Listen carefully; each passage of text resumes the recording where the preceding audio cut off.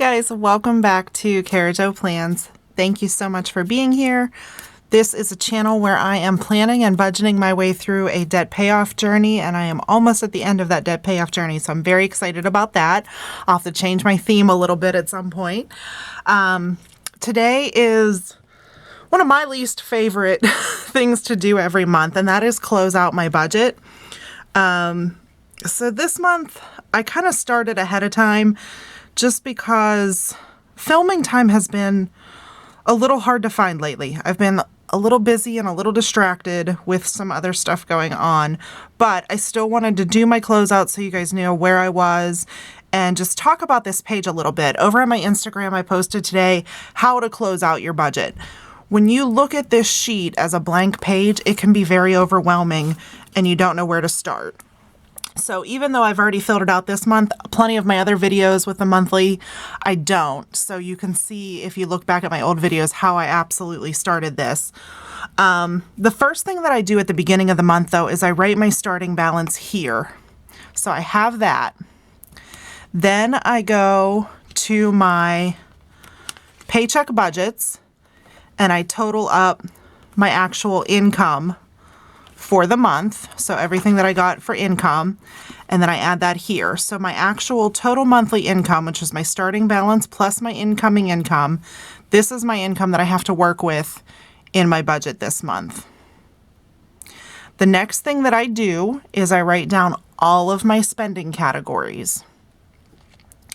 This is something else that's really good to do at the beginning of the month, and let me tell you why. Because you can write your monthly budgeted amounts down here rather than scrambling at the end of the month trying to figure out, oh, what did I say I budgeted for that? What did I, and trying to figure it out. So if when you're doing your monthly budget at the beginning of the month, you take a little bit of time and fill out your categories and this first column of monthly budgeted amounts, it makes closing out your budget a lot easier. So the next step, when you're all done with your month, for all the expenses, you want to go to the page where your expense tracker is. And I highlight mine, and there's a reason. Because then I can go to every category and just run down and get my totals. I take those totals and put them in my monthly spent column.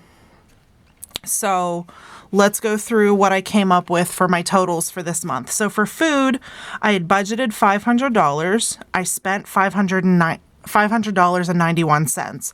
So for all intents and purposes, I was right on budget with food this month, over by 91 cents. So I put the difference. I do over with a negative sign. Do whatever works for you. So I was over 91 cents. For fuel, I had budgeted $150. And I spent $93.25. So I actually am under budget and have $56.75 left in that category. And that is one of the categories that I do a cash envelope for. Going to talk about that too moving forward in March. Household, I had budgeted $75 and spent $151.21. So I was over by $76.21. Utilities, I didn't remember what I had planned for them. Usually they're all about the same. The only ones that really vary a little bit are my water and my sewage. So for this one, that's probably not an accurate monthly budgeted amount. I just copied it both, and honest, guys, honesty. That's what happened. I don't know what I had calculated at the beginning of the month. Allowance was $40 because I didn't do this ahead of time.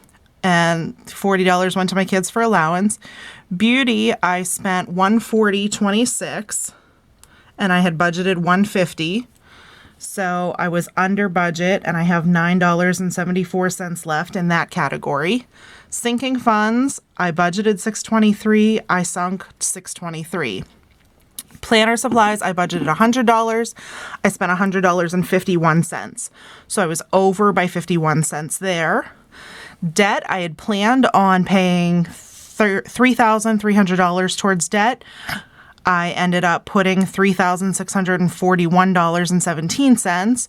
So that one was technically over, but that's always the one that is not a bad thing when I go over by $341.17. Fun money, I had budgeted $100.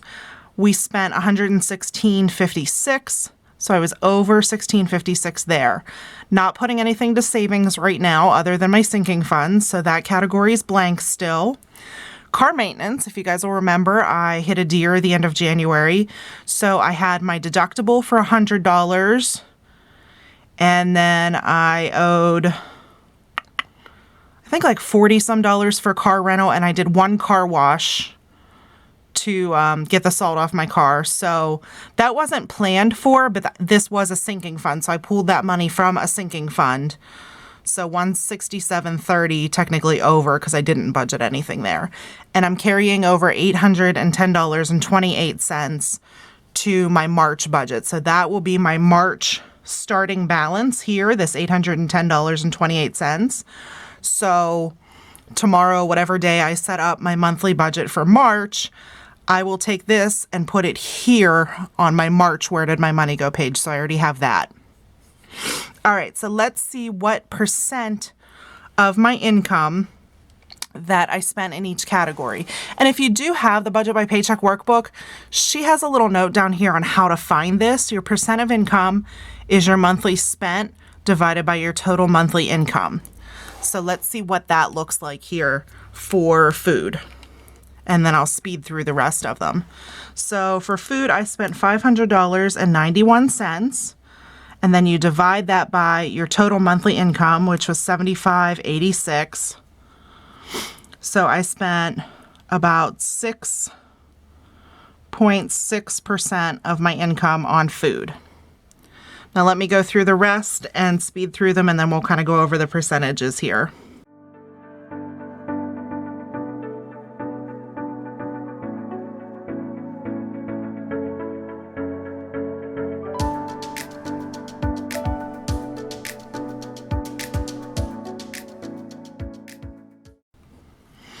Okay, so I went through and did all of my percentages. I don't know why I did this one at 6.6. I should have rounded that a little bit because it's going to come out wonky. So about 6 to 7% of my budget went to food, 1% fuel, 2% household, 16% to utilities, 0.5% to my kids' allowance, 2% to beauty, 8% to sinking funds, 1% to planner stuff, 48% of my available income for February went to debt. Yay!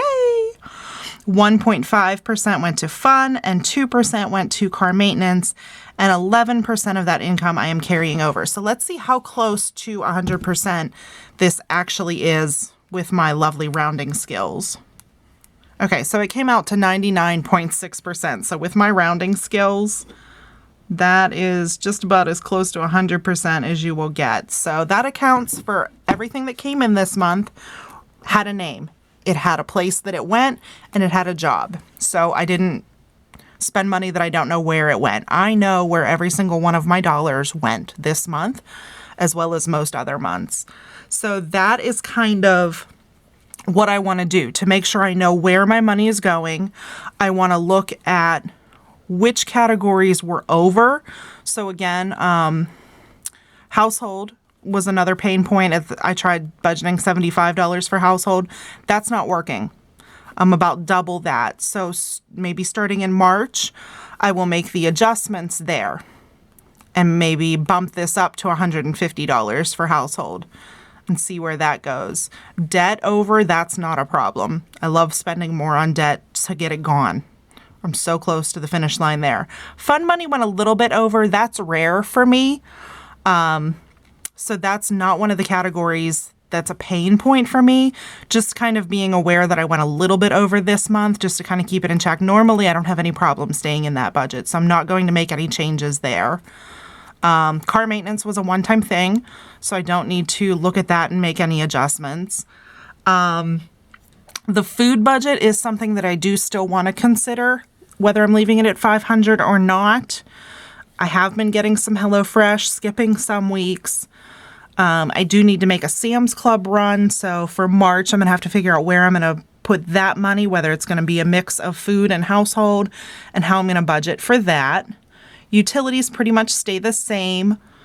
I know my electric bill's going down. I'm on the budget plan for electric, and I think I've overpaid by about 3 months, and I have a credit right now, so they bumped.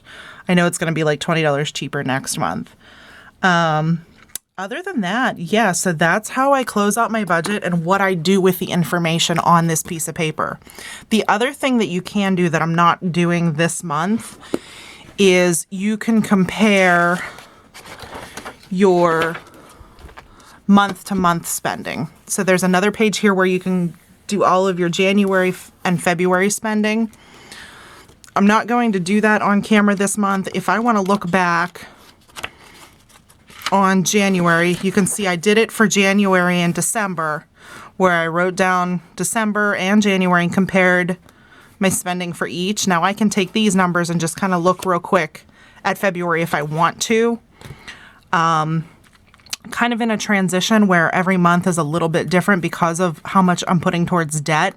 So this page isn't as important to me right now.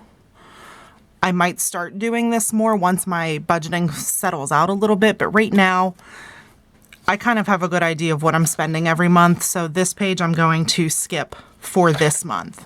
But being able to close out my budget and see where every single one of my dollars went every month is a huge deal. And I'm able to make those adjustments moving forward. Household, I know that one's a problem, and I might adjust food as well. So thank you guys for watching. If you have any questions, leave them down below. I'll do my best to answer them. I want to give you tips that help you guys with these worksheets. This book is such an awesome tool, and it can be very helpful, but I know it can also be very overwhelming if you're not used to budgeting, you're not used to the workbook, and you're just nervous. So I'm happy to walk you through how I use it. And if you find something else that works better for you, great. But this is how I use this page and how I make it work for me. So thanks guys for watching, and I'll catch you in the next video. Bye.